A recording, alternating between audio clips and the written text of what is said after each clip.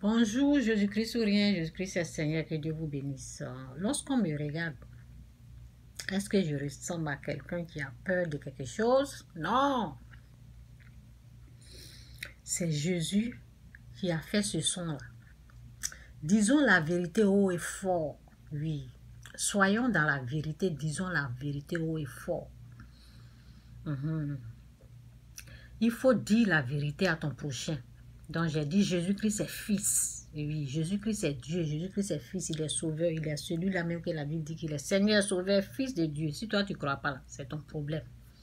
Mais nous là, la vérité là, on le dit haut et fort. Donc je n'ai pas à craindre l'homme. Ok? Donc c'est ça. Donc c'est dit ici dans Romains 8, verset 15, c'est dit. Et vous n'avez-vous pas, excusez-moi, et vous n'avez pas reçu un esprit d'esclavage pour être encore dans la crainte, mais vous avez reçu un esprit d'adoption par lequel nous crions Abba, Père. L'esprit lui-même rend témoignage à notre esprit que nous sommes enfants de Dieu. Or, si nous sommes enfants, nous sommes aussi héritiers de Dieu et co-héritiers de Christ. Si toutefois nous souffrons avec lui, afin de prendre aussi part à sa gloire. C'est de ça qu'il s'agit. Jésus-Christ ou rien, Jésus-Christ est Seigneur. Je dois lire ici, là. Donc, c'est dit... attendez.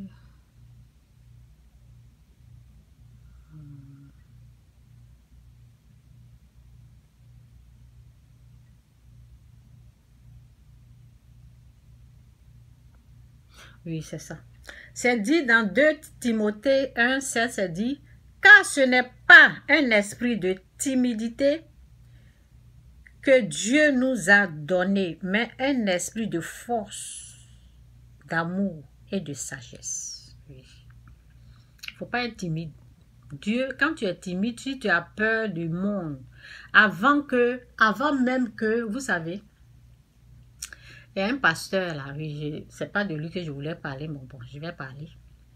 Il y a un pasteur qui renvoie sa femme, qui veut divorcer avec sa femme à cause du monde, à cause de ce que le monde pense de lui. Donc moi, je peux dire que c'est quelqu'un qui ne connaît pas Dieu. Parce que quand tu connais Dieu là, avant même de t'emmener, de te dire, va parler là, Dieu t'enlève la peur. Dieu t'enlève l'esprit de peur. Là. Oui. Donc, tu ne vas pas être là en train de dire, qu'est-ce que le monde va penser de moi? Ils vont dire ceci, ils vont dire cela. Parce qu'il y a eu ça, parce qu'il y a eu ça. Non. Quand tu as Christ, tu n'as plus peur du monde. Le monde, c'est qui? C'est Satan. Tu n'as plus peur de Satan. C'est quand tu n'es pas délivré, quand tu n'as pas Dieu, c'est là que tu as peur du monde, tu as peur de ce que le monde pense. Nous autres là, c'est ce que Dieu pense qui est le plus important, qui est plus important que tout. Qui est plus important, ce que Dieu pense de moi, ce que Dieu pense de moi, ce que Dieu pense de nous. Un pasteur ne peut pas s'asseoir là pour dire, qu'est-ce que les gens vont penser, qu'est-ce que les gens là te contrôlent, le monde te contrôle quoi. Avant d'aller te marier, avant de prendre une femme là, tu pries. Tu pries. Si c'est la bonne femme que tu as pris une bonne femme, tu ne vas pas divorcer n'importe comment. Non. Tu vas protéger cette femme-là. Tu vas intervenir pour cette femme.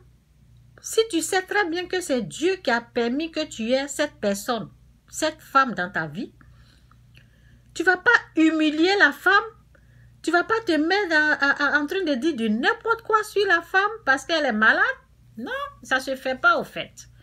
Donc, c'est par là qu'il faut savoir que y a du faux qui règne. Il y a du faux qui ressemble. Je vous ai dit, le sucre, le sel et le sucre, là, les deux se ressemblent. Ok? De l'abondance du cœur, la bouche parle. Ce qu'il y a dans le cœur, là, c'est ça qui est en train de ressortir. Ah, il faut vérifier.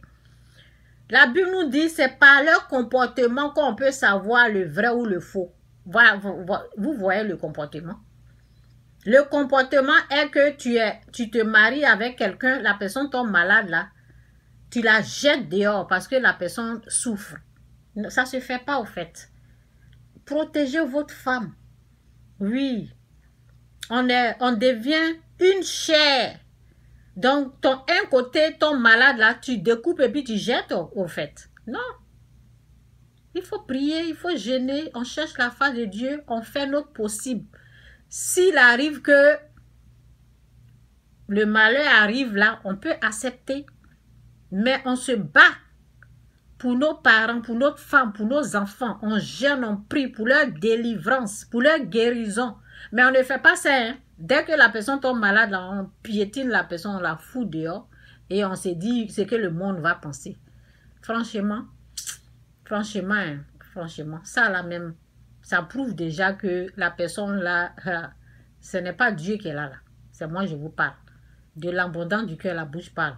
Voici ces paroles, ce que le monde va penser. Donc, c'est un peu ça.